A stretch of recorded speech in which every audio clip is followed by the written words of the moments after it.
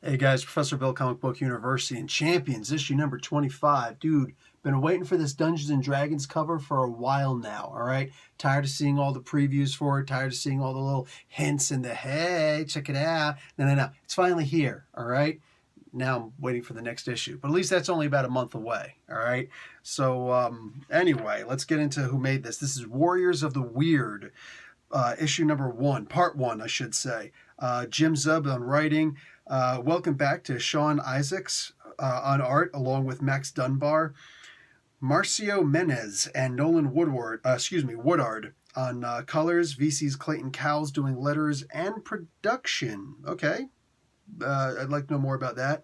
And Isaacs and Menez did the cover. So I'm digging this, dude. Oh, hey, whoa. All the way down here, there's a little bit more. Variant cover artist, Zhang Zhu Kim. Okay, I didn't actually see the variant cover. There's a lot of a lot of books that didn't come in. And in Gotham Central this week. Not very happy with that, but it is what it is, man. Okay, so we start off with Riri Williams seeing Thanos in her dreams, breaking her old armor, and yeah, basically, like, she wasn't in any immediate danger. He didn't want to actually kill her, but she didn't know that. The idea is not necessarily that she was scared of Thanos because, oh my god, whatever, but I feel it's more of the idea that he made her look weak. He really broke through her armor, and I'm not talking about the literal armor that she was wearing. All kids wear some kind of armor. Various degrees of hardness and smoothness, slickness, whatever, I don't care if it's your just your clothes, your style, and all that stuff. I knew his kid who got a mohawk. He was a nerdy kid, man. He was a nerdy kid. We used to hang and talk and whatnot. He decided he didn't want to talk to any of his old friends anymore, which was annoying, but whatever. And he wanted making new friends, but yeah, like he shaved his head into a mohawk just because he wanted a different, basically a different armor, and a lot of kids, it, if you've ever been to high school, you can't just let your mom dress you anymore. So you got to pick clothes, but you don't know what kind of clothes to pick because it's got to be just like your other friends. You don't want to be outside of the group. You want to kind of fit in. You know what I'm saying? Everybody wants to be dressed. So, no, she, of course, she had her own armor. I'm talking about Riri here, and dude, that air of invincibility that she had about her. Obviously, a lot of it was bravado, and Thanos broke right through that, made her feel weak, let her realize just how weak she always felt. She's not weak, all right? Riri's a ridiculously strong character, like, forget about it.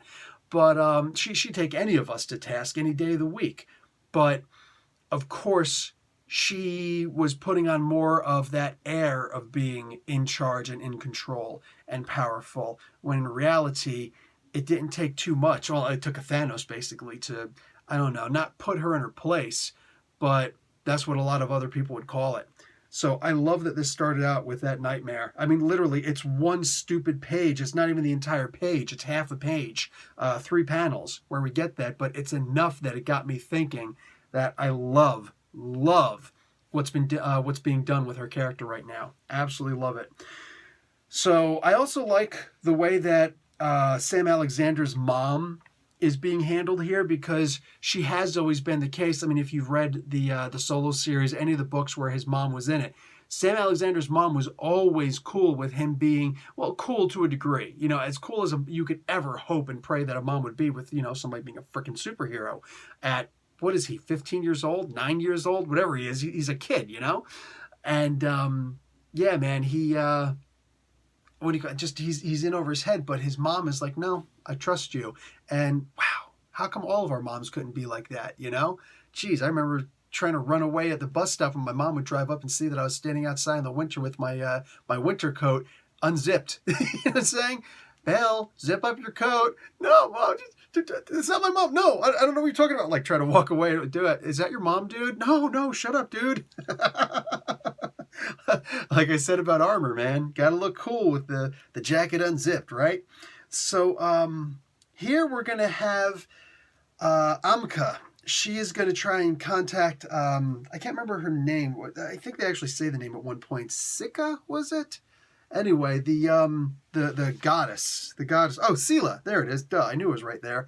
Going to contact Sela.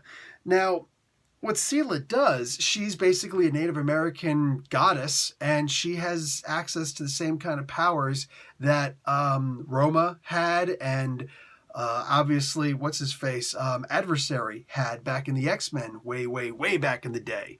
So what she does is she delivers the Siege Parallel to her. Now, this is interesting because obviously back in the X-Men days, the Fall of the Mutants, this was actually called the Siege Perilous, but it was also square-shaped, not diamond-shaped. So it had like, it looked very similar to this, but the design, I should have probably looked up what it looked like before. But I do know this is a very different looking, while extremely similar looking device. So it's not the Siege Perilous, it's the Siege Parallel. So I'm going to have to imagine that was done intentfully, and it wasn't just because they wrote it down at least twice in the book. So that would be one heck of a mistake if they were to keep on making that mistake. And that doesn't seem like something that Zub would usually do, is make a mistake of that level. Like internal comic book type error. But whatever, we're all human. Anyway, this particular thing is called the Siege Parallel. It does operate very similar to the Siege Perilous. You could either keep or lose your memories, but you do kind of go into a different, not necessarily a different body and a different life with the same powers or very similar powers, but rather you're just going into, I don't know how the heck this thing works. Basically, go back in time to become Dungeons & Dragons characters. I don't know how else to look at it. They don't seem to have quite the same powers anymore, but then again, it depends on what you're looking at. We didn't actually get to see Brute do a whole lot. We saw Spider-Man. He was doing something very similar, but obviously not quite the same. He was throwing daggers, and it looked like he was throwing little nets as opposed to spitting webs. So there's that. And he doesn't have his bioelectricity thing, that's for certain. But what do you call it? What's her name?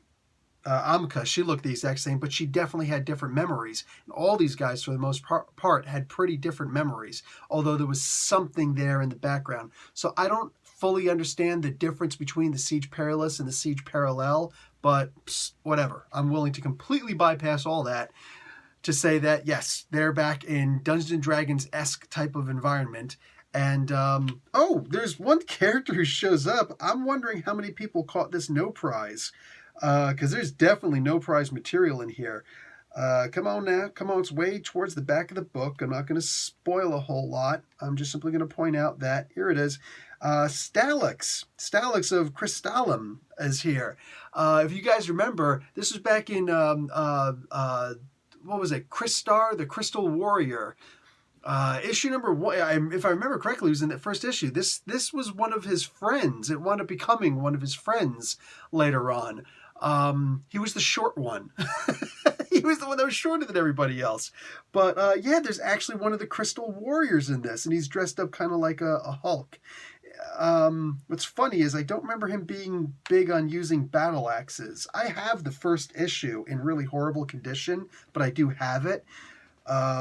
That's interesting, but there's actually a lot in here, guys. When you come to the last page, I don't want to give you a whole lot as far as the reveals are concerned, but I will say that Mordred the Mystic shows up in here, and I'm pretty sure that's the master of the damn universe in here, master of the world in here, but here he's master of Weird World. So we are, in fact, in Weird World. Yay! And there's more than one Swamp Thing, which is interesting also. This book kind of took me by surprise, man. I knew it was going to be something weird. I didn't expect it to be this good. And, man, I almost wish I'd get a heads up on some of these things so I can help you guys out and put up, like, Mordred the Mystic, 10 things about Mordred the Mystic. I could put it up, I guess, by the time the next book comes out, have it out. This is Halloween month, so it's a good time to have characters like that, but yeah. So Mordred the Mystic, look him up. His first appearance isn't really that much money. You can go and pick it up someplace on the cheap.